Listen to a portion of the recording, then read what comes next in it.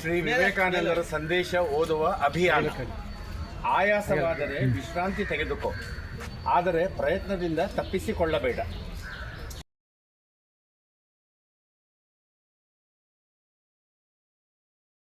ಪ್ರತಿಯೊಬ್ಬರಲ್ಲೂ ಶಕ್ತಿ ದೌರ್ಬಲ್ಯ ಇರುತ್ತವೆ. ನೀನು ಭೂಮಿಯ ಮೇಲೆ ರಾಜನಾಗಬಲ್ಲದೆ, ಹಾಗೆ ಸಿಂಹ ಸಮುದ್ರದಲ್ಲಿ ರಾಜನಾಗಬಲ್ಲದೆ. ಪ್ರತಿಯೊಬ್ಬರಲ್ಲೂ ಶಕ್ತಿ ದೌರ್ಬಲ್ಯ ಇರುತ್ತವೆ.